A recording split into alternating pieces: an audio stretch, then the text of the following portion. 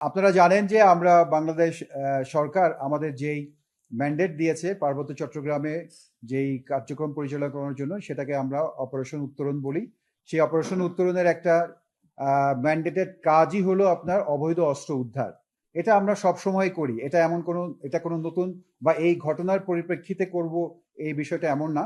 আমাদের অপারেশন উত্তরণের আওতায় সবসময় আমরা অবৈধ অস্ত্র উদ্ধার করি এবং যারা এখানে সন্ত্রাসী কার্যক্রম করেছে তাদের বিরুদ্ধে আমরা যথাযথ ব্যবস্থা নিই যাতে পাহাড়ে শান্তি শৃঙ্খলা বজায় থাকে। আমি যেটা বলেছি যে আমাদের এই পাহাড়ে যেই সশস্ত্র সন্ত্রাসী সংগঠনগুলো আছে তাদের বিরুদ্ধে, বিশেষ করে ইউপিডিএফ যারা আছে আমাদের এই এলাকায়, যারা সকল ধরনের সশস্ত্র সন্ত্রাসী কার্যকলাপ এবং পাহাড়ি অস্থিতিশীলতা তৈরি করার পিছনে তারাই দায়ী।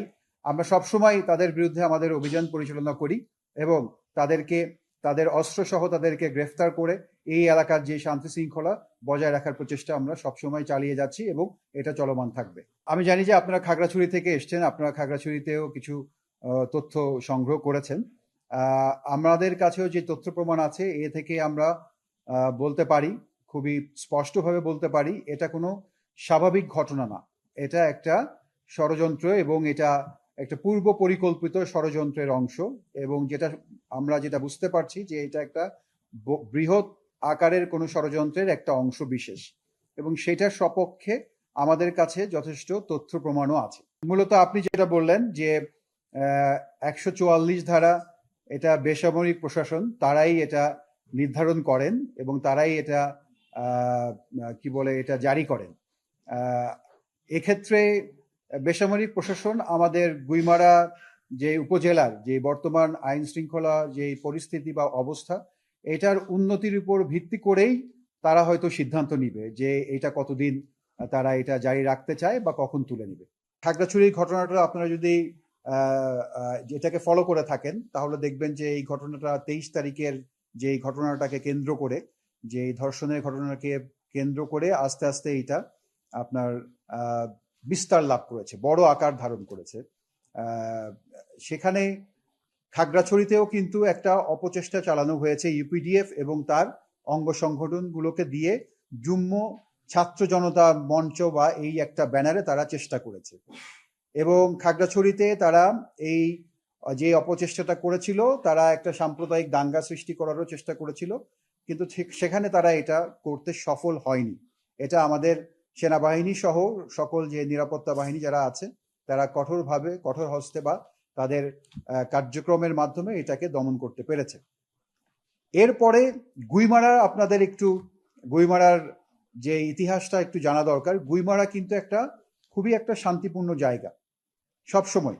এখানে কিন্তু আমাদের যারা বসবাস করে পাহাড়ি বাঙালি সবাই কিন্তু খুবই শান্তিপূর্ণভাবে সহাবস্থান করছে। এখানে কোনো সাম্প্রদায়িক দাঙ্গা বা সাম্প্রদায়িক দাঙ্গার মতো পরিস্থিতি কখনোই তৈরি হয়নি। কিন্তু আমি যেটা আপনাদের বারবার বললাম, যে এর আগেও বলেছি, যে এটা হলো গিয়ে একটা বড় ধরনের ষড়যন্ত্রের অংশ। এই ইউপিডিএফ এবং তার বিভিন্ন যেই অঙ্গ সংগঠনগুলো আছে তারা সকল জায়গাতেই চেষ্টা করেছে, তাদের যেখানে এই জনবল তারা জড়ো করতে পেরেছে সেখানেই তারা এই একটা অস্থিতিশীল পরিবেশ তৈরি করতে চেষ্টা করেছে এবং এই অস্থিতিশীল পরিবেশ তৈরি করে বাংলাদেশের যে সামনের যেই গুরুত্বপূর্ণ বেশ কিছু বিষয় আছে সেই বিষয়গুলোতে যাতে আমাদের দেশের একটা আভ্যন্তরীণ কোনো একটা অস্থিতিশীল পরিবেশ সামগ্রিকভাবে তৈরি হয়, সেই কারণেই তারা এটা এখানে নিয়ে এসছে। এটার জন্য যে কোনো নির্দিষ্ট কোনো কারণ আছে যে গুইমারাকেই তারা কেন বেছে নিল সেটা হয়তো এই মুহূর্তে বলা যাচ্ছে না। তারা তাদের প্রচেষ্টা চালিয়েছে খাগড়াছড়িতে, এরপরে তারা গুইমারা এসছে। আমরা জানি না এটার প্রভাব আরো অন্য কোথাও আগামী দিনগুলোতে পড়বে কিনা, কিন্তু আপনাদেরকে আমরা আশ্বস্ত করতে চাই যে আমরা সেনাবাহিনী এবং আমরা যারা নিরাপত্তা বাহিনীরা এখানে দায়িত্বরত আছি, আমরা সজাগ আছি। আমাদের আভিযানিক যে কর্মকাণ্ড, আমরা সকল আভিযানিক কর্মকাণ্ড সম্পূর্ণ সুন্দরভাবে করে যাচ্ছি এবং আমাদের সর্বোচ্চ প্রচেষ্টা দিয়ে আমাদের এই পার্বত্য এলাকার যেই শান্তি সম্প্রীতি এবং শৃঙ্খলা সেটা আমরা অবশ্যই বজায় রাখবো। এখনকার আপডেট সম্পর্কে যদি বলতে চাই, আপনারাও অন গ্রাউন্ডে গিয়েছিলেন, যেখানে ঘটনাটা ঘটেছে সেখানে আপনারা গিয়েছিলেন, সরেজমিনে পরিস্থিতি দেখে এসছেন। যেহেতু আমি বলেছি যে গুইমারা এলাকাতে এই ধরনের ঘটনার আগের কোনো নজির নেই। স্বভাবত কারণেই এই এলাকার মানুষজন এরকম একটা ঘটনার পরেই একটা অনিশ্চয়তার মধ্যে আছে, গতকাল থেকে ছিল। কিন্তু আমাদের সেনাবাহিনী এবং নিরাপত্তা বাহিনী তাদের কর্মতৎপরতার মাধ্যমে এখানে যেই ইউপিডিএফ এবং এর সমমনা যে সংগঠনগুলো যারা এখানে এই অস্থিতিশীল পরিবেশ তৈরি করার চেষ্টা করেছিল তাদেরকে আমরা এখান থেকে তাড়িয়ে দিতে সক্ষম হয়েছি। এবং আপনারা জেনে থাকবেন যে আজকে কিন্তু গুইমারা বাজার দিন ছিল, আজকে মঙ্গলবার, আজকে বড় বাজার হয়, হাটবার যেটাকে আমরা বলি। আজকে কিন্তু এখানে আমরা কর্মচাঞ্চল্য দেখেছি, যেটা স্বস্তির বিষয় যেহেতু, এবং এখানে আমাদের পাহাড়ি বাঙালি সকলেই বাজারে এসছে। তো এতে করে আমরা বলতে পারি যে যেই থমথমে বা একটা অনিশ্চয়তার যে অবস্থা তৈরি হয়েছিল সেখান থেকে মানুষজন স্বাভাবিক অবস্থার দিকে ফেরত আসছে। তবে কিছুটা সময় লাগবে।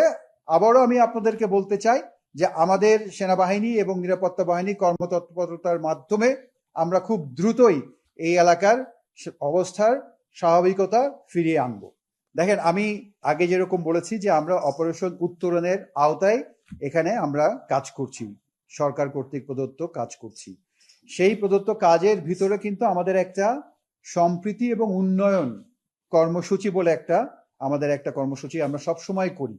এটা শুধুমাত্র কোনো একটা ঘটনা ঘটলে যে করি তা না, এটা আমাদের মাসিক ভিত্তিতে প্রতি মাসেই আমরা আমাদের এই পাহাড়ি সকলের জন্য যাদের যেই প্রয়োজন সেই প্রয়োজনটা আমরা সেই অনুযায়ী আমাদের সাধ্য অনুযায়ী তাদেরকে সহায়তা প্রদান করি। আপনারা আজকে দেখেছেন যে জেলা প্রশাসন থেকে ইতিমধ্যেই যারা এখানে ক্ষতিগ্রস্ত হয়েছে তাদেরকে সহায়তা দিয়েছে, এবং আমরাও অবশ্যই যারা এখানে ক্ষতিগ্রস্ত হয়েছে পাহাড়ি বাঙালি যারা আছে তাদেরকে আমাদের সেই সম্প্রীতি এবং উন্নয়ন কর্মসূচির আওতায় অবশ্যই সহায়তা প্রদান করব। 144 ধারা জারি করার যে বিষয়টা, এটা আপনারা সবাই জানেন। সাধারণত ওই এলাকার আইন শৃঙ্খলা পরিস্থিতির ব্যাপারটা নিয়ে পুলিশ উপজেলা প্রশাসন বা জেলা প্রশাসনকে জানায়। পুলিশের অনুরোধের প্রেক্ষিতেই কিন্তু বেসামরিক প্রশাসন, সেটা উপজেলা প্রশাসন হোক বা জেলা প্রশাসন, তারা 144 ধারা জারি করে।